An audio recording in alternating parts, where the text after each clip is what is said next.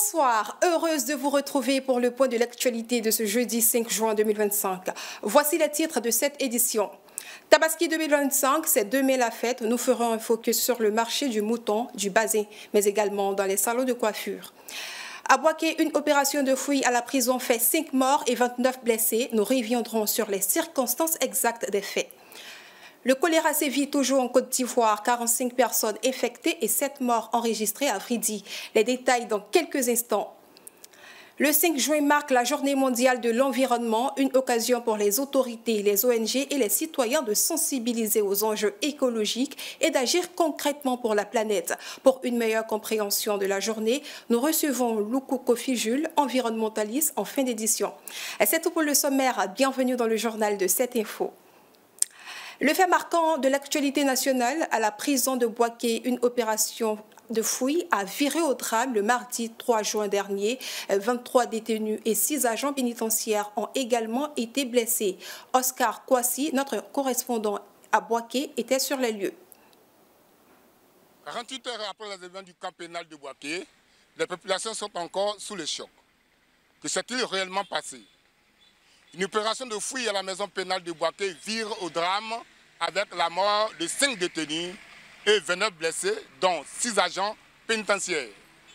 Cette opération visant à retirer les objets interdits conformément aux règles en vigueur s'est déroulée sans incident jusqu'au bâtiment où des détenus ont opposé une vive résistance.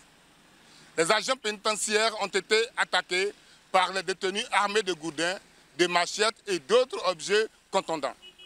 Débordés, ils procèdent à des tirs de sommation permettant de se replier. L'intervention rapide de la gendarmerie et de la police nationale, venue en renfort, a permis de maîtriser les violences et rétablir l'ordre. Oscar Kouassi à Boaké pour 7info. 45 cas et 7 décès, c'est le bilan officiel entraîné par le choléra en Côte d'Ivoire. Zénab Goumbri pour plus de précisions. Le 25 mai 2025, une épidémie de choléra a été confirmée à Vridi, à Conakry. Les premiers décès communautaires et l'identification du vibrio cholérique par l'Institut Pasteur de Côte d'Ivoire ont permis d'alerter les autorités sanitaires. Le district sanitaire de Port-Vridi a notifié 5 décès dans la nuit donc, du 24 au 27 qui sont survenus dans le village de Vridi à Conakry. Mais il s'agit des cas qui sont survenus dans la communauté, donc qui ne sont pas arrivés à l'hôpital. Les investigations qui ont suivi ont montré que les patients ont présenté un syndrome cholériforme caractérisé par une diarrhée aqueuse, des vomissements et des douleurs abdominales. Donc, à l'issue des analyses d'échantillons faites sur les prélèvements de sel par l'Institut Pasteur de Côte d'Ivoire, le vibrio cholérique a été mis en évidence et confirmant ainsi l'épidémie de choléra. Face à la situation, le gouvernement a rapidement activé le Centre des opérations d'urgence de santé publique, déployé des équipes d'intervention et mis en place des mesures de prévention. Il faut savoir qu'à ce jour, l'épidémie connaît une évolution satisfaisante car depuis 4 jours consécutifs, aucun nouveau cas n'a été observé par nos équipes de santé. Et face à cette situation, le gouvernement invite les populations à observer les mesures de prévention suivantes. Boire de l'eau potable, notamment l'eau de nos robinets quand vous en avez, ou potabiliser l'eau quand il s'agit de l'eau qui peut être suspecte. Éviter de consommer les eaux vendues en sachet, qui ne sont pas des eaux sûres. Se laver régulièrement les mains à l'eau et au savon, avant de manger et après les toilettes, protéger les aliments contre les mouches, laver les fruits et légumes avant consommation, bien cuire les aliments avant leur consommation, éliminer surtout les sels dans les latrines ou les WC modernes et se rendre immédiatement au centre de santé le plus proche en cas de diarrhée aiguë et vomissement. Grâce à ces actions, l'épidémie est en régression avec 0 nouveau cas depuis 4 jours. Les autorités locales et sanitaires poursuivent la surveillance et appellent les populations à maintenir les mesures d'hygiène surtout en cette saison des pluies. La Tabaski, c'est dans quelques heures et les gares routières connaissent une affluence inhabituelle. Entre bousculades, longues files d'attente, les voyageurs restent déterminés. C'est un sujet de la rédaction commenté par Déborah Bonou. Valise, une gare pleine. À l'approche de la fête de la Tabaski, les gares connaissent une affluence inhabituelle. De nombreuses familles se pressent pour rejoindre leurs proches et célébrer ensemble cette fête de solidarité et de partage. Mais cette ruée vers les destinations familiales n'est pas sans conséquences. L'engorgement des gares complique les départs. On a le billet depuis 6 h du matin. Le billet, le 6e départ. Et jusque-là, nous sommes là. Bon, il n'y a pas d'entrée. On ne trouve même pas de route même pour entrer à la gare. Si c'est à minuit, même si à 3 h du matin, on est là, on s'en va fêter à Daloa, Inch'Allah. On s'en va fêter en famille. C'est ça qui est bon. Voici ma petite qui est là. Depuis 4 heures, on est ici. Voici ma maman qui est là-bas, ma grande soeur. C'est toute la famille qui est ici. À quelques mètres de là, Fatim Koné, salarié, garde pourtant le sourire.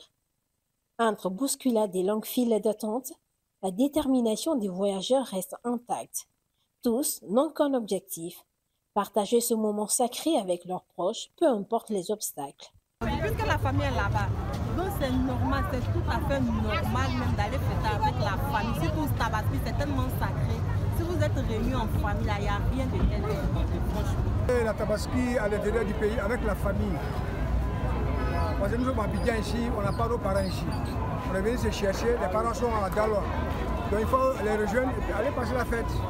Entre bousculades et longues files d'attente, la détermination des voyageurs reste intacte.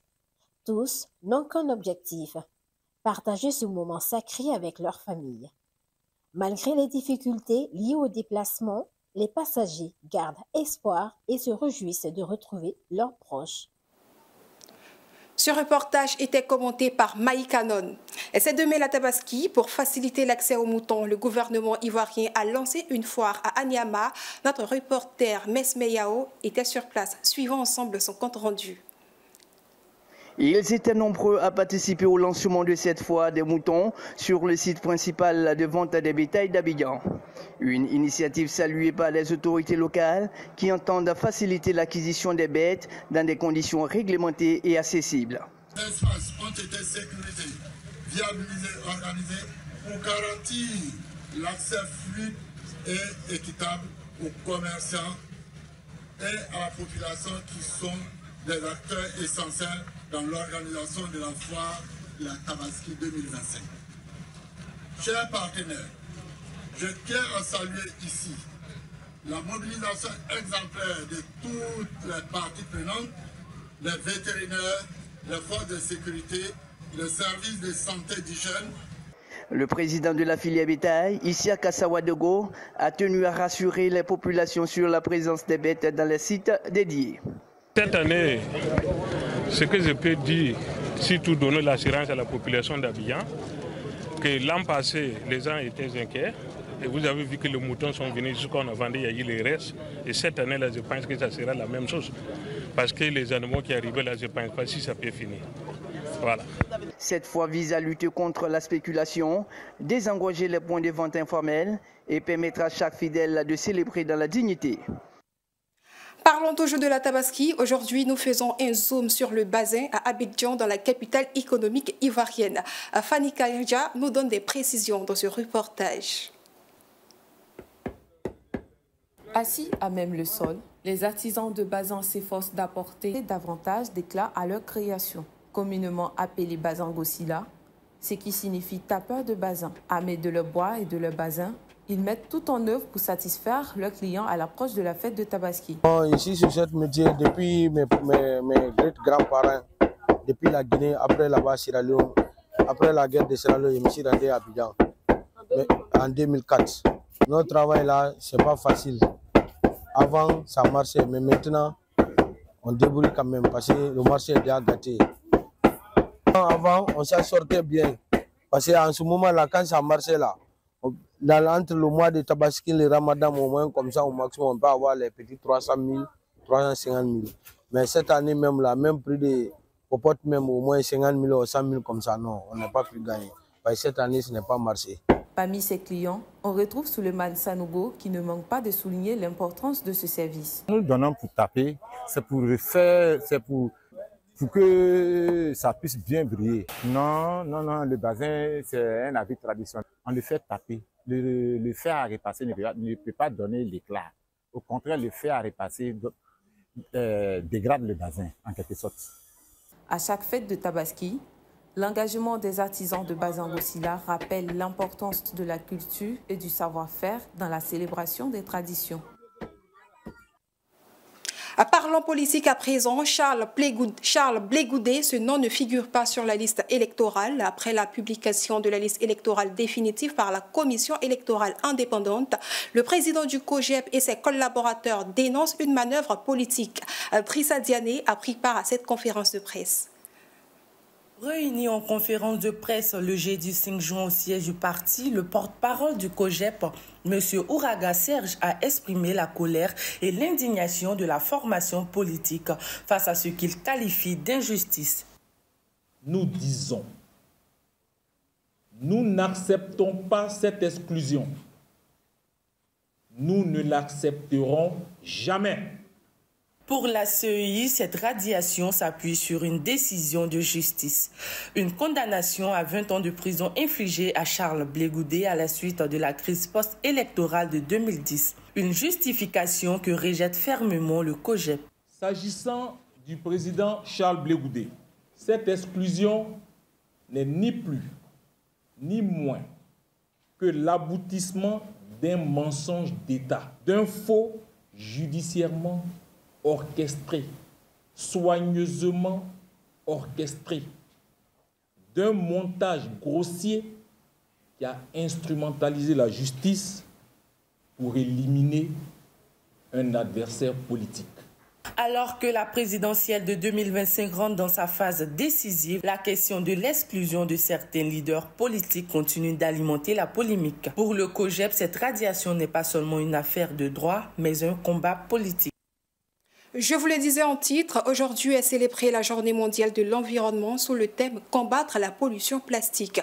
Pour en parler, je reçois à présent Loukou Kofi Jules. Il est environnementaliste et président du conseil d'administration de la Fédération des réseaux et associations de l'énergie, de l'environnement et du développement durable. Bonsoir Monsieur Loukou. Bonsoir Madame. Bienvenue sur notre plateau. Merci. Déjà une Journée mondiale de l'environnement, la question qui revient régulièrement sur les lèvres, c'est à quoi c'est exactement cette journée? Oui, comme vous le savez, la Journée mondiale de l'environnement, c'est l'occasion pour la communauté internationale, y compris la population ivoirienne, les autorités de la Côte d'Ivoire, de sensibiliser la population sur la protection de l'environnement. Et pour nous, en tant qu'organisation de la société civile, surtout la FEREAD, nous avons initié avec l'appui de Save the Children, qui est une organisation internationale, pour initier les enfants au niveau de la gestion durable de l'environnement. La preuve est que en 2024, nous avons, avec notre partenaire, préparé les enfants pour la COP sur le climat. Nous avons toujours, avec Save the Children, nous avons plaidé pour que le Code de l'environnement, les autorités du pays, surtout le ministère en charge de l'environnement, prennent en compte les droits de l'enfant dans le nouveau Code de l'environnement, ce qui a été fait. Aujourd'hui, il fallait amener les enfants à pouvoir mieux comprendre ce que c'est que l'environnement dès leur très bas âge. Alors, le thème cette année, c'est la lutte contre le plastique. Quel est le constat en Côte d'Ivoire? Bien, le constat est alarmant parce que vous-même, quand vous partez partout, ou même si vous fermez les yeux, vous allez voir les plastiques dans les caniveaux, au niveau même des lieux publics et, et partout. Ça a un impact sur les personnes qui sont vulnérables. Et les personnes vulnérables, nous avons en première ligne les enfants. Les enfants sont toujours dans les coins où se trouvent ces types d'ordures. Il fallait faire tout. C'est-à-dire prendre une loi pour interdire ce qui a été fait. Il faut prendre les arrêtés pour que ceux qui continuent de polluer, on puisse les interpeller. Donc c'est ce qui est en cours Maintenant, en tant qu'association, notre rôle, c'est de sensibiliser. Sensibiliser la population. Et puis, notre rôle, c'est de renforcer les capacités. Justement, comment vous renforcez les capacités? Oui, nous identifions les acteurs qui travaillent dans ce domaine. Et nous initions des ateliers pour leur expliquer à fond comment faire pour gérer ces types de déchets, les déchets plastiques. On peut les recycler. Alors, voilà un peu les types de formations qu'on leur donne pour que ces acteurs puissent mieux utiliser ces types de déchets. Alors, au niveau de la population en général, c'est le tri sélectif qu'il faut faire déjà à partir de nos maisons. C'est vraiment efficace, mais ça réduit la quantité de déchets qui vont aller vers la décharge. Justement, quelles sont les actions menées pour réduire réellement la pollution? Oui, la pollution, les actions menées, c'est ce que je vous ai dit. Une fois l'État a pris des tests, il faut vulgariser ces tests pour que la population puisse s'en approprier. Mais est-ce que vous pensez, vous, réellement que la population a connaissance de ces différentes décisions? Mais justement, ça c'est notre rôle, d'accompagner l'État à vulgariser ces tests. Parce que tant que la population n'a pas une meilleure connaissance de ces tests, la population ne va pas toujours respecter et mieux gérer ces types de déchets toxiques. Mais il y a le suivi.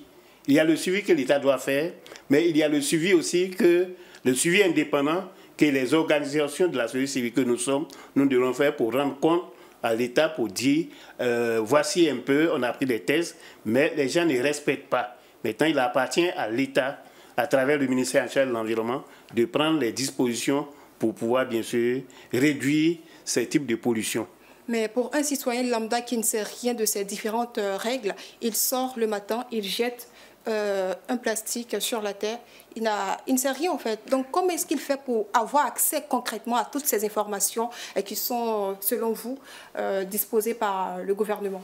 Oui, mais pour une population, les tests, une fois les tests sont pris, il faut les rendre en petit format et puis vulgariser et donner à la population. Maintenant, il faut sensibiliser. La sensibilisation, ce n'est pas parce qu'on est parti, on a eu une réunion, alors ça suffit. Non, il faut continuer à sensibiliser pour que les gens puissent changer. Maintenant, si les gens ne changent pas, il y a des mesures très simples qu'il faut appliquer. C'est-à-dire qu'il faut interpeller, ou bien s'il y a des amendes, il faut payer des amendes parce que vous avez jeté. C'est normal, c'est comme ça, il faut le faire. Mais tout à l'heure, dans votre développement, vous avez parlé des enfants. Vous avez signifié que les enfants étaient des êtres vulnérables, tout à fait, voire très vulnérables. Et qu'est-ce que vous faites concrètement pour pouvoir rassembler, pour ne pas dire ramener ces enfants-là dans le cadre idéal qu'il faut pour qu'ils ne soient pas directement pour qu'ils soient à l'abri de ces pollutions que l'environnement connaît ces temps-ci? Oui, la seule chose qu'il faut faire, c'est toujours la sensibilisation, que ce soit au niveau de la population, mais c'est valable aussi pour les enfants. Aujourd'hui, je vous ai dit que nous avons initié des rencontres.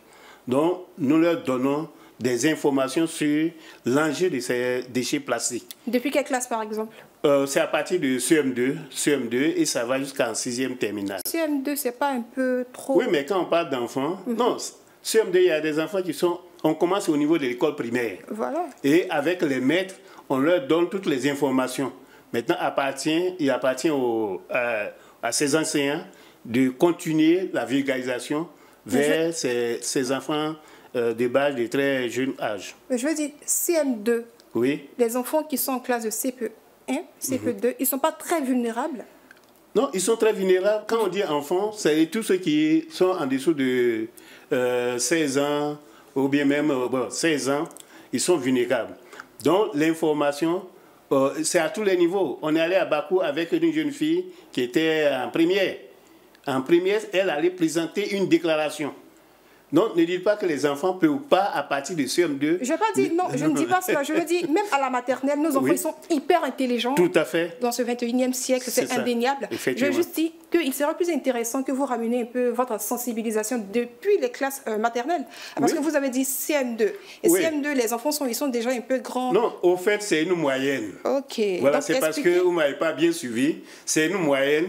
Donc, on commence même à l'âge de CP1, dès que vous rentrez à l'école, directement, quand on rentre dans une école, on procède à la sensibilisation, surtout avec les enseignants de l'établissement.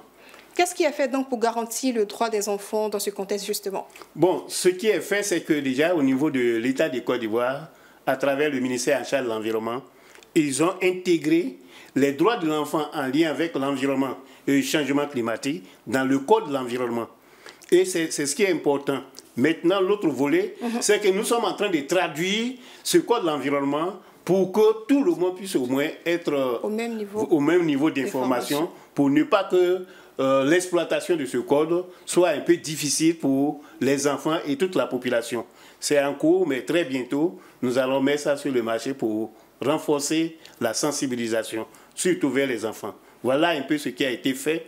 Et c'est parce que si cela n'existe pas dans le code de l'environnement, on ne peut pas défendre.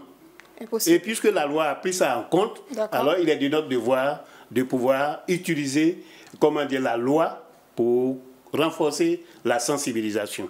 Dernière question pour vous, Monsieur Kofi. Quelles sont les recommandations ou les solutions que vous proposez aux citoyens ivoiriens dans ce contexte? Oui, ce qu'on peut dire, c'est que au niveau les déchets plastiques constituent un danger pour la population, pour tout le monde. À ce titre, chaque citoyen doit garder ces types de déchets, même s'il faut mettre dans sa poche ou bien quelque part. Et lorsqu'on trouve une poubelle, simplement on met ces types de déchets dans la poubelle. Voilà un peu ce que chaque citoyen doit faire. Sinon, dès qu'on est dans la voiture, ou bien on est dans le baka, ou bien le taxi, une fois on a fini de boire notre boisson et autres, directement on jette. Ça, c'est moi, quand je vois ça, je suis beaucoup sensible et je réagis. Parce que je suis quelqu'un qui n'aime pas ça du tout. Donc, dans un premier temps, on doit toujours renforcer la sensibilisation. Merci infiniment, Monsieur Loukou, d'avoir répondu à toutes nos questions. C'est moi qui vous dis merci de l'opportunité que vous nous donnez. Excellente soirée à vous. Je vous souhaite la même chose. Ainsi prend fin ce journal. Merci pour votre attention. Merci à toute l'équipe technique pour la réalisation de cette édition. Bonsoir.